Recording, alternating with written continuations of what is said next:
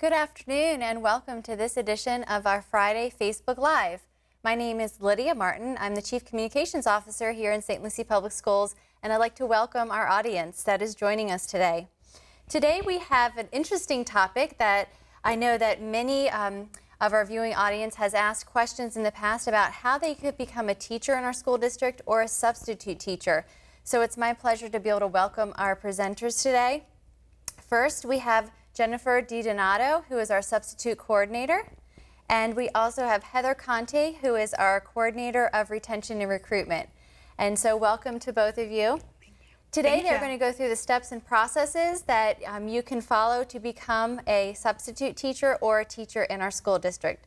So I'm going to turn it over to Heather and she's going to get us started. Thanks, Lydia. So we want to start with the steps involved in becoming a teacher with St. Lucie Public Schools. So to begin, our mission with St. Lucie Public Schools is for all of our students to graduate from our schools equipped with the knowledge and skills and desire to succeed. So the way that in our department in HR we do that is to ensure that we hire qualified teachers and qualified substitutes. So in order to become a teacher with our school district, the first thing that you would need to get started is one of two things, either a bachelor's degree in a Department of Education accepted subject or a passing exam score on a Florida examination in a subject area. Now there's 40 different subjects that you can choose from. Go to the next slide, please. So when I say acceptable degree major by the Department of Education, some common acceptable degree majors would be business administration, engineering, a lot of the social sciences such as history, political science. A lot of these degree majors are areas that people don't even realize can get them a teaching certificate. Besides just the common things that people go to school for like math or English or science, all of these other degree areas are common for career changers that may become teachers after school. So then some degree majors are not necessarily acceptable by the Department of Education. A lot of ones that we see commonly come through our office that are not accepted by the Department of Education for qualification to become a teacher are organizational management, human services, criminal justice. If you have a degree major such as that, then you would first need to pass a subject area exam with the Department of Education. So that's where you would go through the DOE and you would sit for one of the 40 subject area exams and you would pass an exam first. So how do you get that teaching certificate? So if you have passed your subject area exam or you have an acceptable degree major, then you can apply to the Department of Education for a statement of eligibility. Basically, it's just a piece of paper that says you are eligible for a teaching certificate. And you will not actually get a temporary teaching certificate until you're hired by a school district. Now that's important because you can get a job with St. Lucie Public Schools if you have that statement of eligibility. A lot of people apply to the state and they think, when am I going to get that temporary certificate? I haven't got that temporary certificate. The state will not issue you a temporary certificate until you get hired with a school district. So, say you were to get hired with us, the actual school district would request the issuance of that temporary for you, and then you would get it. So, in order to go from a temporary to a professional, you have 3 years to complete the requirements on that statement of eligibility to move from a temporary certificate to a professional certificate. Can you go to the next slide, please? So, to move from a temporary to a professional, everyone's statement will have different requirements, but for the most broad umbrella to discuss, you would most likely need a subject area exam, a general knowledge exam, a professional education exam, and most people, if you did not go to school for education, would need college coursework. And that could mean anywhere from 12 to 15 hours in things such as classroom management, instructional strategies, teaching reading, things like that. But once you apply to the state of Florida for your statement of eligibility, you get a personalized letter. It is basically a plan that outlines how you get your teaching certificate. So your letter is going to be different than your friend's letter from your neighbor's letter. Everyone's letter is different, but it has these basic outline pieces in common, but everyone's plan is slightly different. Go to the next slide, please. So say you have either an acceptable degree major or a subject area exam passed, or you already have that letter in hand. You have one of those three things, and you're ready to apply with us. You can visit our website, stlucieschools.org. You can submit an application through our online system. We have a general posting that we keep open so that as vacancies occur, you can apply on there, and when a school is ready, they can pull an application from that general posting. A school may or may not call to schedule an interview, and then if a position is offered to you, you would go through fingerprinting and drug screening. Next slide. So when it comes to the benefits that we offer at St. Lucie Public Schools, the starting base salary currently is $38,375. We recently passed our referendum, which is good for 4 years currently. That adds an additional $1,000 on top of that for the starting teacher with 0 years of experience. So that brings it up to $39,375. We're currently in negotiations to raise that salary. And then also we do, of course, have health and dental and a cafeteria plan of benefits that go along with that. We are participants in the Florida retirement system. And so we do have a full benefits package that goes along with the salary. So that's for teachers. Okay, great. Thank you so much. We don't have any questions at this time, but one question that I have been asked in the past is, do we currently have any openings, and are there certain time periods that people can apply for a teaching position? So that's a great question.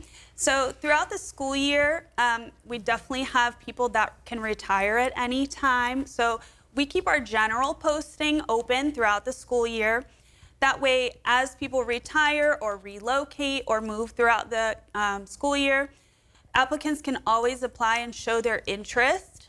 And then that way, as a vacancy occurs, principals see the candidates that are interested, and they can always pull from that bucket and interview as needed. Okay, great. Now we are going to send it over to Jennifer, who is going to talk about the process to become a substitute teacher in the school district. Thank you, Lydia. Yes, hi, my name is Jennifer, and I'm going to talk to you about how to become a substitute teacher. Many of you might be wondering, how would this fit into your lives, whether you're retired and want to get back into teaching, or if you are a stay-at-home mom, or you're just looking for something to fit in with your other full-time job. There's many avenues of why you would want to become a substitute teacher. Even if you're a recent graduate, people who are between jobs, we offer a lot of flexibility based on the need of different school sites. So we'd be happy to entertain any questions, whether or not you are experiencing any of these changes in your life. Next slide. So what are the requirements to get started? The minimum requirement to become a substitute teacher is 60 college credits or an associate's degree. So as long as you have a transcript that shows that, you would be eligible to apply to become a substitute teacher. What does that application process look like? You would go to the same website, stlucieschools.org, which is our online application system. You would submit an application to become a substitute teacher. We would have you go through fingerprinting and drug screening. You would come in and complete your onboarding paperwork as well, where we would take your badge photo. And then once we get those pre-employment requirements back, we would then send you for an online substitute training course, and that would provide that you be eligible to be in our classroom under a substitute teaching certificate. One last item is that you would attend orientation, which is an in-person orientation with me, We would go over all the ins and outs on how you would pick up jobs and how you would utilize the subsystem. Compensation for substitute teachers primarily get paid $71 per day at most of our Port St. Lucie schools. We have identified some critical needs sites, which are primarily in the north end of our campus. They have higher absences that we offer an additional incentive. So those school sites would be paid at $90 per day. Once you work 75 days in a school year, you would automatically be eligible to earn $90 per day at any school site. And then if you are ever in a long-term assignment, which goes 21 days or longer in the same assignment, you would be eligible for $100 per day once you hit that 21st day thereafter. Next slide.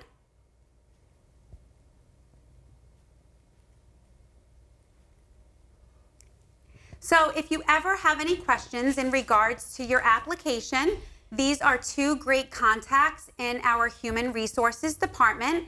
Stacy is an application clerk, and she's available to assist with any application issues, as well as Chris Worley. If you ever have any questions in regards to the process after our Facebook Live event is over, you could reach out to myself. I'm on the bottom, and that's my phone number and email address. And for teachers, if you ever have any questions in regards to your certification, you could reach out to our certification specialist, Lisa Raymer. Thank you. Thank you so much for sharing that information about substitute teachers. A follow-up question, Jennifer, if you could talk through what is the process if you are a substitute teacher? How do you know if you're going to be working that day, or do you know in advance if you're going to be working? How does that work? Great question, yes. So once you get onboarded as a substitute, we give you access to a database where all of our teacher absences are placed. So you would log into the system and you could go out several days in advance and you could book your jobs for the days that you're available, or you could wake up that morning and say that you're able to work, and you could log in and select a job at any school site that happens to have an absence available for you. Okay, thank you so much. Another question that came in is, what if someone holds an out-of-state teaching certificate, but they've recently relocated to Florida? What would they need to do to be able to teach here in the state of Florida? Great question. So if someone holds an out-of-state teaching certificate, if it is a professional or permanent out-of-state teaching certificate and it's still valid in the state that they came from, if it's not expired or revoked or anything like that, then Florida honors reciprocity with other states, and they can apply to transfer it to the state of Florida. So all you would need is essentially a copy of it, and then they're welcome to apply with our district and go through that process with the DOE.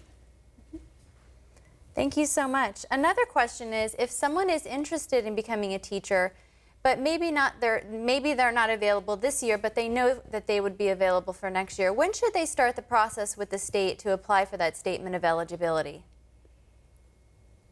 So if they're wanting to get started, they can get started whenever they get closer. I would say the closest to when they're ready to start teaching. Because the thing is, once you get started, you get on a clock with DOE. So you have a time frame. So if you are eligible right now, then your clock starts with DOE. So say a temporary certificate is only valid for 3 years. Your professional, while it's valid for 5, you have to continuously renew it. So if you're not ready to start teaching until next year, I would say wait a little bit to apply. While currently DOE is on a bit of a wait time with things, I would honestly say speak to myself or one of my recruiters on my team, and let us get to know your situation on a little bit more personal level to see what your goals are. That way we could navigate with you through that. We don't want you getting stalled out in the DOE line, but at the same time, we also don't want you to burn up some of your time on a statement or temporary. Thank you so much. Another question came in. If a teacher has, if someone has a master's degree, are they able to receive compensation for that? Excellent question. So after July 1st of 2011, the legislation in the state of Florida changed in that you have to have your master's degree be in a subject area that is listed on your teaching certificate. So if you have a master's degree in something that, say for example, one of my subjects is English, if my master's is in English, yes, I can receive additional compensation. St. Lucie Public Schools currently pays $3,000 for teachers with a single master's degree. I don't have to currently be teaching English. I could be teaching elementary ed, but I have elementary ed in English. But it does have to be listed on your teaching certificate. Okay, great. Another question that I receive all the time is, when does the school district do the bulk of their hiring for the next school year? So we're always recruiting. Good question. We can start recruiting way in advance because, for instance, right now I'm starting to talk to December grads. And as I mentioned, teachers retire throughout the year. We really start to pick up, I would say, come late February, early March, because a lot more students graduate, say, in May. So we start picking up then, and then we recruit through the summer because a lot of transitions happen over the summer. Teachers move, life decisions happen, and so we do a lot of our hiring in the late spring. All right, thank you. Another question is, will St. Lucie Public Schools honor previous teaching experience? Excellent, good question. So it's multi-layered. Yes, we do honor previous teaching experience. So if you have K-12 accredited teaching experience, it has to be a day over half of the working year. We have a form that you would have your previous employer complete, and you return it to us within your first 60 days of employment, and you receive credit on our salary schedule. Also, teachers who have administrative experience, say they used to be an AP or a principal, they can receive salary credit for that as well. Okay, great. We have another question, and Heather, I know that you mentioned it during one of your answers about, are there negotiations to increase the starting teacher salary right now, as mentioned by Governor DeSantis? And yes, the school district is currently in negotiations with our teachers union, and I know that they are anxious to get that settled as soon as possible. So as soon as we have some information about that, we will be happy to share where we landed with that. And at this time, I don't have any more questions that have been submitted. So I want to thank our guest presenters, Jennifer and Heather. Thanks so much for joining us today. Thank you. And this program is being recorded, so if anyone wants to go and see a playback, they can do so by clicking on the Facebook Live archive link, and that is located on our district homepage. So once again, thank you so much for joining us for this Friday Facebook Live.